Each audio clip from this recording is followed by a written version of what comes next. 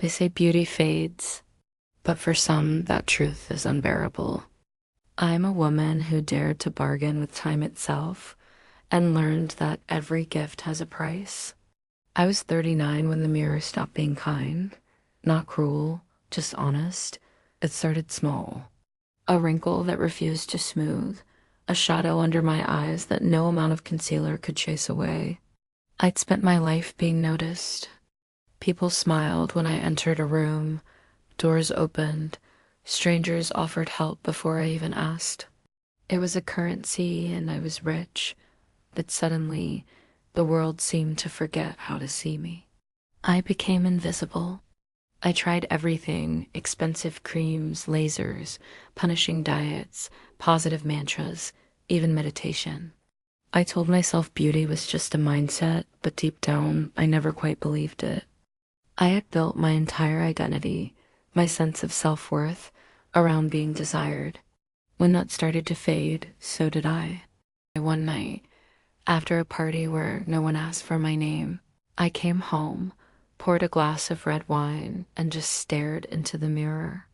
I don't remember what I said exactly, only the profound ache behind the words, a desperate, raw plea. I would give anything to be young again. And then the air in the room went still, colder. My reflection flickered like an old film reel, and in its place stood a man, dark suit, darker eyes. His presence didn't frighten me, not at first. He felt familiar, like a thought I'd had before and forgotten. "You would give anything?" he asked, his voice soft, almost kind. He didn't smell like sulfur or smoke, the way the old stories warned. He smelled like rain on old paper, like forgotten memories. His voice was velvet. He held out a contract, simple, typed, my name already printed at the top in elegant script.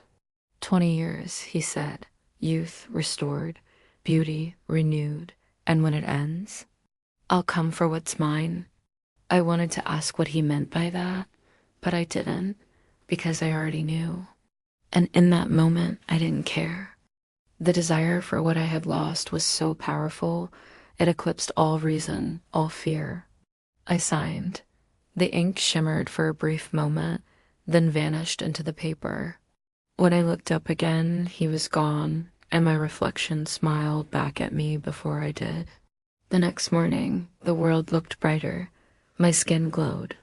My eyes sparkled. My laugh sounded like it used to, light, effortless, alive. People turned to look again. Old flames called, doors reopened. And so began my second life. The years passed like a beautiful, intoxicating dream. I traveled, I loved, I was adored. Every mirror became a friend again. Every photograph a celebration. At 20 years old, again, I felt invincible. But time doesn't truly vanish. It just waits. After 15 years, I started to notice things. A stillness in the air. The way shadows in my house lingered a little too long. The way the air carried whispers I couldn't quite catch. Sometimes when I looked into the mirror, there was a delay. My reflection blinked a fraction of a second too late. It was subtle, but it was there. A crack in the perfect facade. By the 19th year, the dreams began.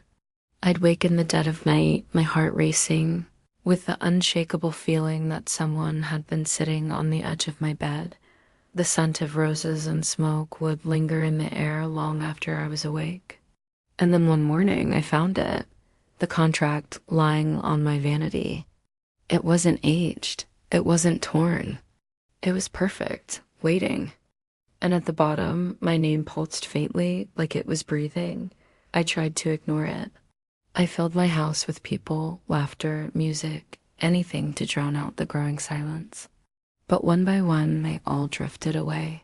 My phone stopped ringing. Even my own reflection seemed to turn away when I passed by. Then came the whispers. Not words, just sound. Like the ocean heard through thick glass. Every night they grew louder, more insistent. Last night I looked into the mirror and saw him again, standing right behind me. He wasn't smiling this time. He was just watching, When I spun around, he wasn't there, but the smell of smoke was. I didn't sleep. Now it's almost midnight. My 20 years are done. The house is too quiet. The clock on the mantelpiece has stopped at 11:59. I can feel him in the walls, patient, polite, waiting for me to accept what I owe. There's a soft knock at the door. 3 times, measured, calm. It's not the sound that terrifies me. It's how familiar it feels, like I've been waiting for it too. I open the door. He stands there, unchanged, ageless. His eyes gleam with the warmth of a sunset, beautiful, but final.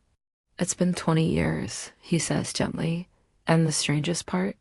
He sounds almost sad. I whisper, please, just a little longer. He slowly shakes his head. Time is a promise, my dear, and promises must be kept. As he takes my hand, I catch one last glimpse of myself in the hall mirror, perfect, radiant, forever 29.